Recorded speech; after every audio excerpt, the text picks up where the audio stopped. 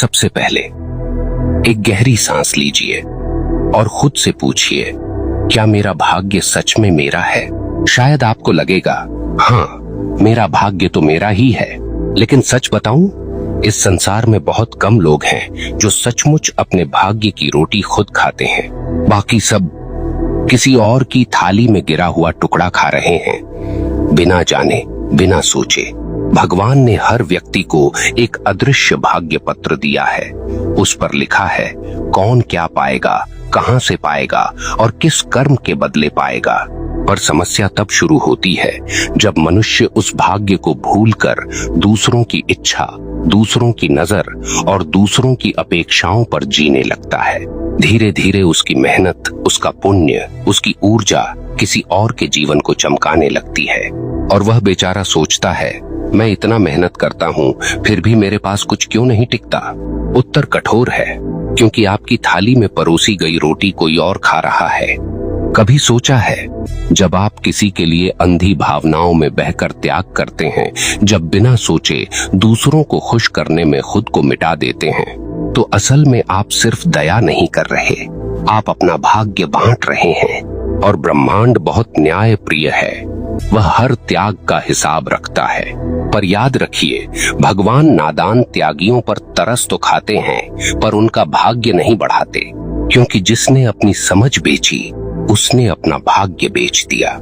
अब सोचिए, आप रोज किसी के लिए दौड़ते हैं, खुद की नींद, शांति और इच्छा कुर्बान करते हैं, पर क्या कभी भगवान से पूछा, हे प्रभु, क्या ये मेरा कर्म है या किसी और के भाग्य का हिस्सा? शायद नहीं, क्योंकि हम सोचते हैं अच्छा करना ही सब कुछ है। पर भगवान ने कहा था, कर्म तो करो पर विवेक से, क्योंकि हर अच्छाई भाग्य नहीं बनती और हर त्याग पुण्य नहीं देता। कभी कभी आपका दिया हुआ आराम किसी और की आलस्य को जन्म देता है और वह व्यक्ति आपके कर्म के फलों से पलता है। आप सोचते हैं आप दान दे रहे हैं, पर सच में आप अपना भाग्य लुटा रहे हैं। भाग्य कोई जादू नहीं, ये आपके कर्मों की ऊर्जा का जाल है, जिसे आप जहां बहाएंगे वहीं फलेगा। अगर आप अपनी ऊर्जा उन लोगों में बहा रहे हैं जो उसके योग्य नहीं, तो भगवान खुद आपकी थाली खाली कर देगा, क्योंकि वह चाहता है कि आप सीखें। दया और मूर्खता में फर्क होता है।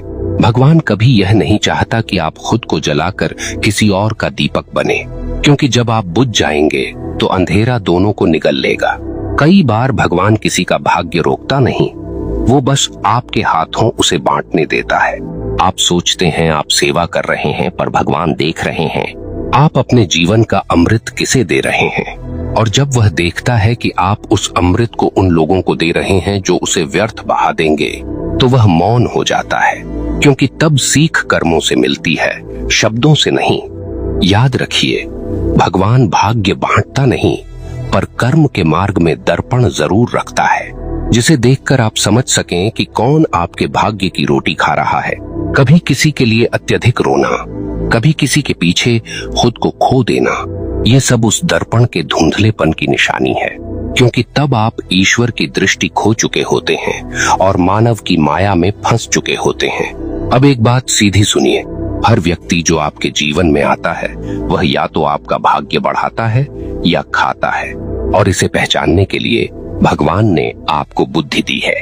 अगर कोई व्यक्ति आपको भीतर से खाली कर देता है, आपकी आत्मा थक जाती है, तो समझ लीजिए वह आपके भाग्य का भक्षक है।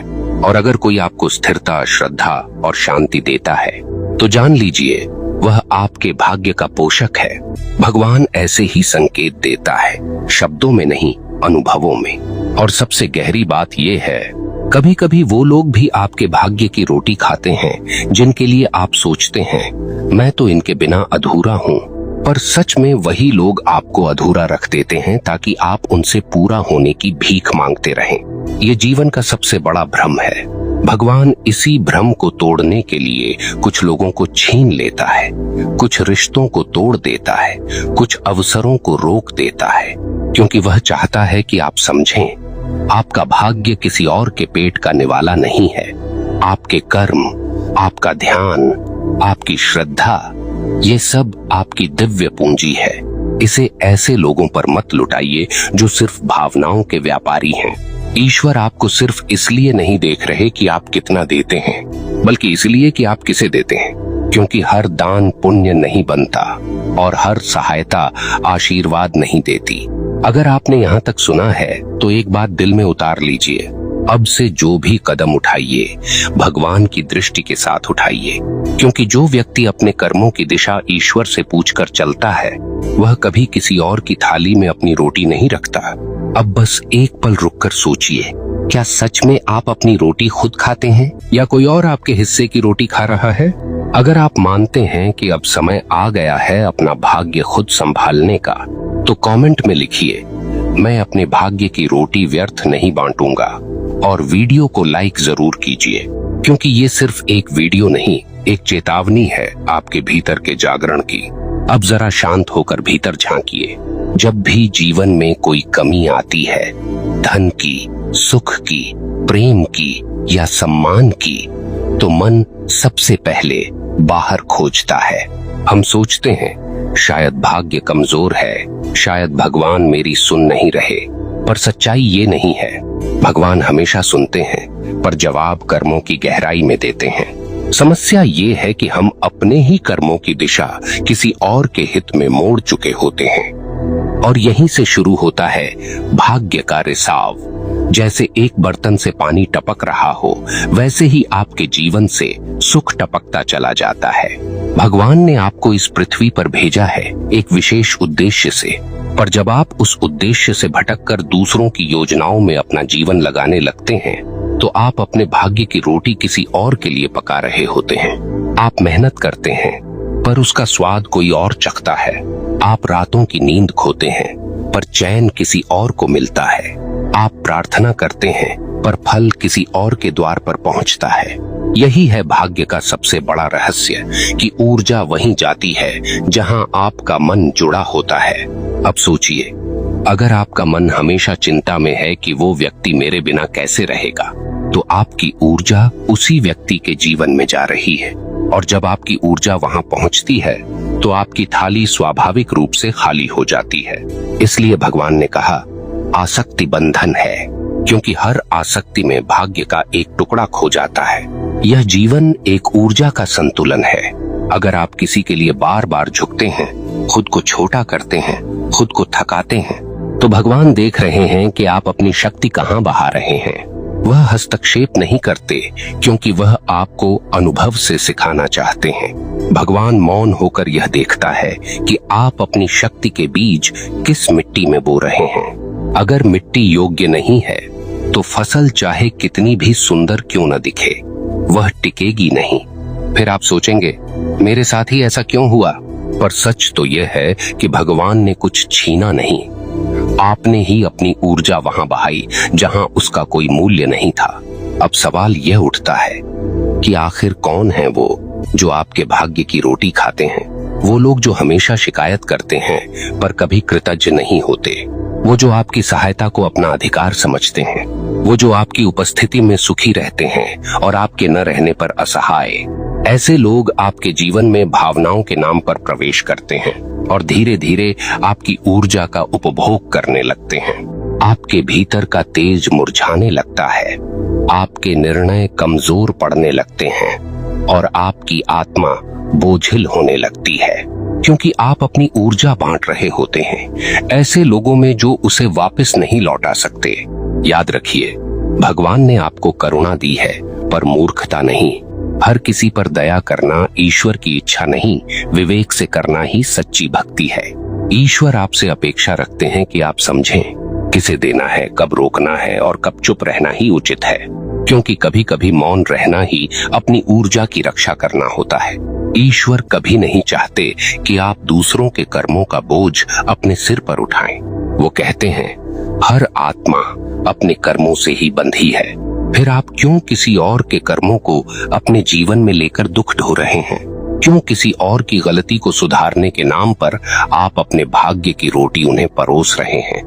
भगवान ऐसे कर्मों पर मौन रहते हैं क्योंकि उन्हें पता है, जब तक आप अपनी थाली बचाना नहीं सीखेंगे, वे आपकी किस्मत नहीं भरेंगे।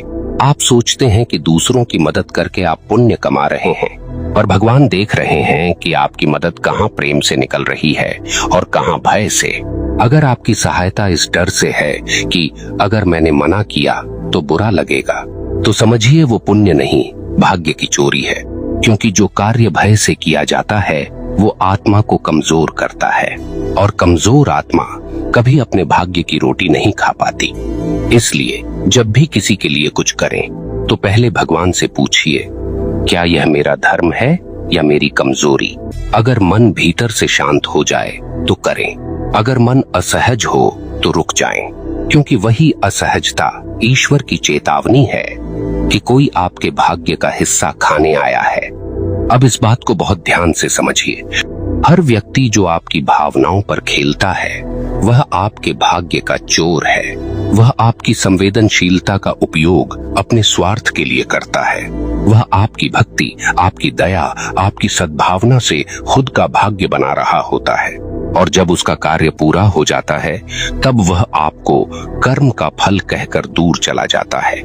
यही संसार का नियम है, जो जाग गया वही बच गया। भगवान कहते हैं, करुणा रखो पर विवेक के साथ, क्योंकि करुणा अंधी हो जाए तो वह आत्मा को खोखला कर देती है, और विवेक युक्त करुणा आत्मा को तेजस्वी बनाती है। इसलिए अपने जीवन में देखें, कौन लोग हैं जो आपकी रोटी के साथ आपका सुकून भी खा रहे हैं। उनसे दूरी पाप नहीं, आत्म संरक्षण है। भगवान ऐसे निर्णयों पर मुस्कुराते हैं, क्योंकि तब आप उनकी दृष्टि से देखना शुरू करते हैं। आपके भाग्य की रोटी आपके कर्मों की गूंज है। अगर आप उसे अपने योग्य कर्मों में लगाएंगे तो वह फलती जाएगी, पर अगर आप उसे दूसरों के बोझ ढोने में लगा देंगे तो वह धीरे धीरे खो जाएगी, बिना किसी शोर के, बिना किसी शिकायत के। और एक दिन आप खुद से पूछेंगे, मैं इतना करता हूँ फिर भी खाली क्यों महसूस करता हूँ? उत्तर यही है, आपके भाग्य की रोटी कोई और खा रहा है। अब यहाँ एक क्षण रुकिए, आंखें बंद कीजिए और सोचिए, किन लोगों को देखकर आपकी ऊर्जा गिर जाती है और किन लोगों के साथ रहकर आपकी आत्मा हल्की हो जाती है। यही पहचान है, कौन आपके भाग्य का उपभोक्ता है और कौन उसका रक्षक। और जो ये पहचान गया उसका भाग्य कोई छीन नहीं सकता। अब आइए उस अंतिम और सबसे गहरे बिंदु पर पहुंचते हैं। कैसे अपने भाग्य की रोटी को वापस पाया जाए, कैसे वो शक्ति फिर से आपकी थाली में लौटे जो वर्षों से दूसरों की इच्छाओं में बह गई थी। पहला नियम, वापस अपने केंद्र में आइए। जिस दिन आप अपने जीवन का केंद्र किसी और को सौंप देते हैं, उसी दिन से आपका भाग्य फिसलना शुरू हो जाता है। भगवान ने आपको बनाया था निर्भरता के लिए नहीं, अनुभव के लिए। पर जब आप अपनी भावनाओं का नियंत्रण किसी और को दे देते हैं तो वह व्यक्ति आपके भाग्य का द्वार बन जाता है। और याद रखिए, जो व्यक्ति आपके मन पर शासन करता है वह आपके भाग्य की रोटी पर भी अधिकार रखता है। इसलिए पहला कदम यही है, किसी और के विचारों से मुक्त होना। जो लोग आपके मन को बार बार हिलाते हैं उनसे थोड़ा दूर रहिए। भगवान को पसंद नहीं कि उनका बनाया हुआ कोई भी प्राणी गुलाम बने, चाहे वो भावनाओं का ही क्यों न हो। दूसरा नियम, अपनी ऊर्जा को वहां लगाइए जहां भगवान मुस्कुराएं। आपका समय, आपकी मेहनत, आपकी संवेदना, ये सब दान नहीं, ये तो ईश्वर का दिया हुआ निवेश है। इसे वहां लगाइए जहां ईश्वर की सुगंध महसूस हो। कर्म वहीं करें जहां आपका मन भीतर से शांत हो, क्योंकि जिस कार्य के पीछे शांति नहीं वह आपका नहीं है। और जो कार्य आपको भीतर से मजबूत बनाता है वही आपके भाग्य की दिशा है। भगवान उसी मार्ग पर कृपा बरसाते हैं जहां आप अपनी सच्ची प्रकृति में रहते हैं। बाकी सब दिखावा है, भ्रम है, और धीरे धीरे आपकी रोटी किसी और की थाली में गिरा देता है। तीसरा नियम, सीमाएं तय कीजिए। करुणा का अर्थ यह नहीं कि आप सब कुछ सहें, माफी का अर्थ यह नहीं कि आप बार बार टूटें। भगवान ने भी मर्यादा शब्द इसलिए दिया है क्योंकि जहां मर्यादा टूटती है वहां भाग्य भी टूटता है। जब कोई बार बार आपकी भावनाओं का उपयोग करता है और आप चुप रहते हैं तो भगवान भी चुप हो जाते हैं, क्योंकि वह देखता है कि आप अपने ही जीवन की रक्षा नहीं कर रहे। जो स्वयं को नहीं बचाता उसका भाग्य भी रक्षण खो देता है। इसलिए सीमाएं बनाइए। और बिना अपराध बोध के ना कहना सीखिए। वो ना ही आपकी आत्मा का कवच है।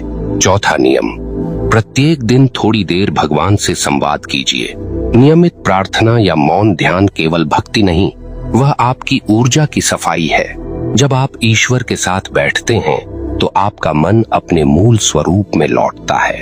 आपकी थकी हुई ऊर्जा पुनः शुद्ध होती है और जो रोटी किसी और के हिस्से चली गई थी वह धीरे धीरे लौटने लगती है, क्योंकि भगवान आपके मौन को भी सुनते हैं। वो जानते हैं कि आपने कितनी बार दूसरों की खुशी के लिए अपने आंसू छिपाए हैं, कितनी बार खुद को रोककर किसी और के लिए मुस्कुराए हैं। वो सब दर्ज है और वही आपकी नई शुरुआत का बीज है।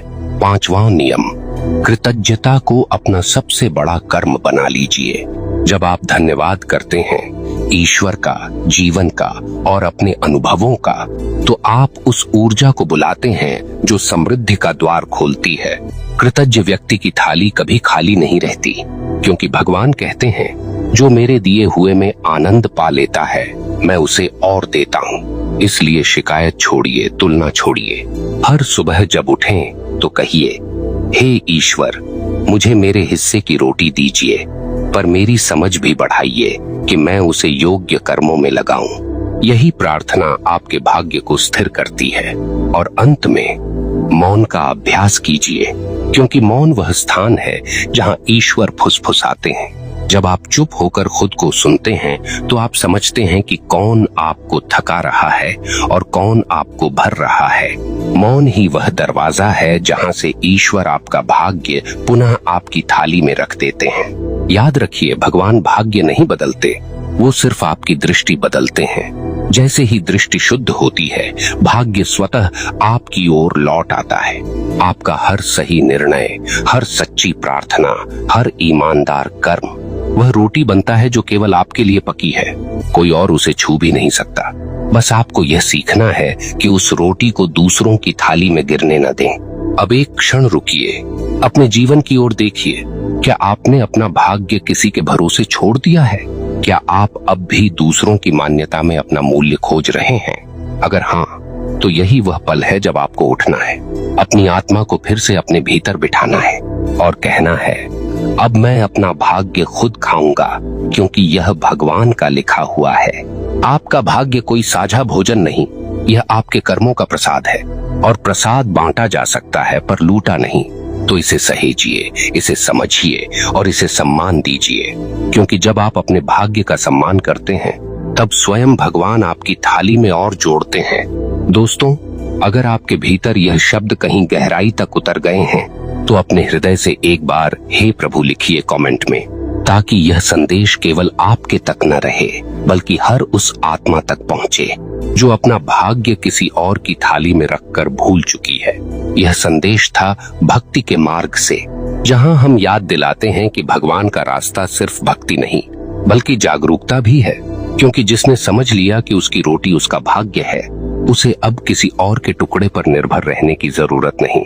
धन्यवाद दोस्तों।